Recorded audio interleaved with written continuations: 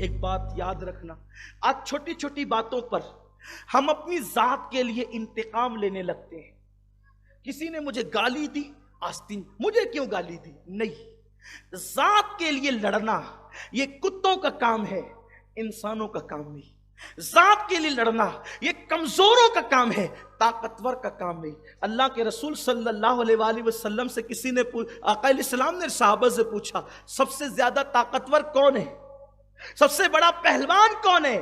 صحابہ نے کہا حضور جس کو کوئی پچھاڑ نہ سکے وہ سب سے بڑا پہلوان ہے. حضور نے کہا نہ، جب غصہ آ جائے تو وہ غصے کو پی جائے، غصے کی حالت میں جو غصے کو پی جائے وہ سب سے بڑا طاقتور ہے، وہ سب سے بڑا پہلوان ہے. اب آپ مجھے بتائیں، چھوٹی چھوٹی چیز پہ ہمیں غصہ آتا ہے.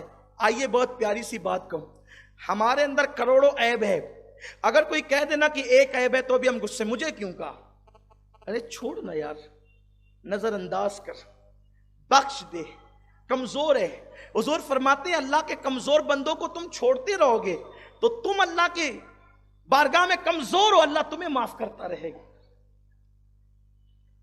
ایک دن ابو جہل آیا، دیکھو حضور کا حلم، حضور کا صبر. آج کل گھروں میں بھی عورتیں چھوٹی چھوٹی چیزوں پہ لڑنے لگتی ہیں، پڑوسیوں سے لڑنے لگتی ہے، گھروں میں لڑنے لگتی ہے، ساس بہو کے جھگڑے ہونے لگتے ہیں، دیورانی جٹھانیوں کے جھگڑے ہونے لگتے ہیں چھوٹی چھوٹی بات پہ. اب عورتوں میں صبر بہت کم ہوتا ہے، چھوٹی چھوٹی بات پہ بہت بڑے بڑے جھگڑے. ابو جہل حضور کے سامنے آیا اور معاذ اللہ اس بدبخت نے کہا اے محمد، معاذ اللہ، استغفر اللہ، العیاذ باللہ، نقل کرنے بھی اچھا نہیں لگتا لیکن صرف آپ کو بتانے کے لیے نقل کر رہا ہوں، اور کفر کو نقل کرنا کفر نہیں ہے.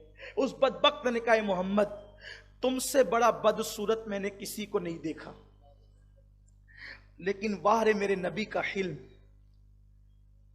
میرے آقا کی شان. حضور نے کیا فرمایا پتہ ہے جواب میں؟ صدقت یا ابا جہل، ابو جہل تو نے سچ کہا. اوہو، توجہ تو کرے، انداز تو دیکھے، تو نے سچ کہا.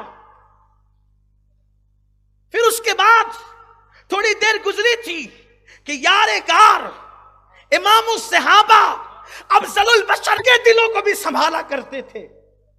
سرکار نے فرمایا تو نے سچ کہا. آقا ابو جہل نے بھی سچ کہا اور ابو بکر نے بھی سچ کہا. حضور فرماتے ہیں میرے یارو، اللہ نے مجھے آئینہ بنا کر بھیجا ہے، جو آتا ہے وہ اپنے آپ کو میرے اندر دیکھتا ہے. اس کا باطن بدصورت تھا سو میں اس کو ویسا نظر آیا، اور صدیق کا باطن جتنا خوبصورت تھا اس کو میں ویسا نظر آیا.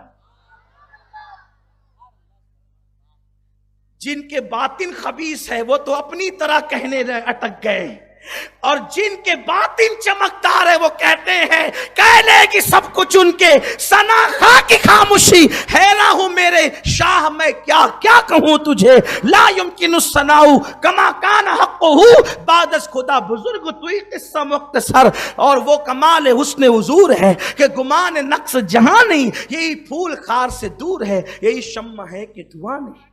حضور یوں دل سنبھالتے تھے.